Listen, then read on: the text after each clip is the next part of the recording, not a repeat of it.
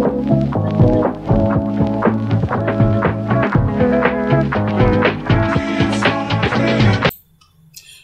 बंधुगण सकल के एस्ट्रोस्फियर चैनल स्वागतम। এই ভিডিওর মাধ্যমে আমরা হাতের করতলের বিভিন্ন ক্ষেত্র বা পর্বতে ত্রিভুজ চিহ্ন থাকলে তার কি ফল হয় তা নিয়ে আলোচনা করব। দেখুন, এটা বৃহস্পতির ক্ষেত্র।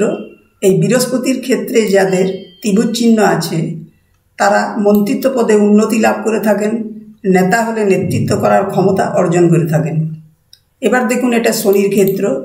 এই শনির ক্ষেত্রে যাদের ত্রিভুজ চিহ্ন থাকে তারা যোগী, সাধক এবং জ্ঞানী হয়ে থাকেন এবং বহু ধনসম্পত্তির অধিকারী হয়ে থাকেন। এবার দেখুন, এটা রবির ক্ষেত্র।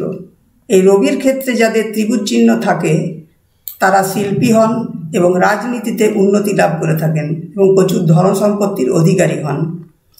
এবার দেখুন, এটা বুধের ক্ষেত্র।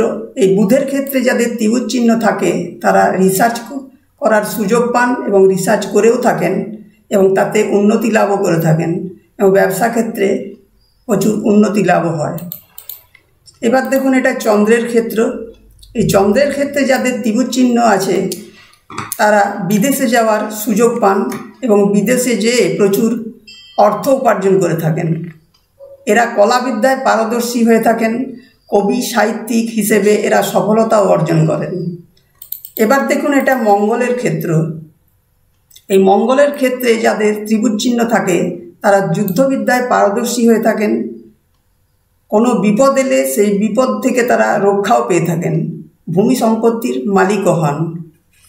যাদের শুক্রের ক্ষেত্রে ত্রিভুজ চিহ্ন থাকে তারা নাচ গানে পারদর্শী হন এবং শিল্পী হিসেবে সুখ্যাতি অর্জন করে থাকেন।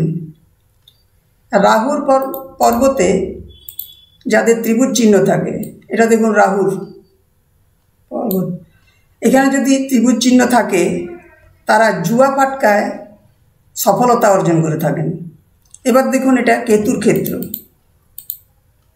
এই কেতুর ক্ষেত্রে যাদের ত্রিভুজ চিহ্ন থাকে তারা পিতৃ সম্পত্তি লাভ করে থাকেন, এরা গুপ্তবিদ্যাতেও পারদর্শী হয়ে থাকেন। তো এই ছিল আজকের আলোচনার বিষয়। আরও এরকম তথ্য জানার জন্য অ্যাস্ট্রোস্ফিয়ার চ্যানেলটিকে সাবস্ক্রাইব করুন এবং ভিডিওটিকে লাইক ও শেয়ার করুন। ধন্যবাদ।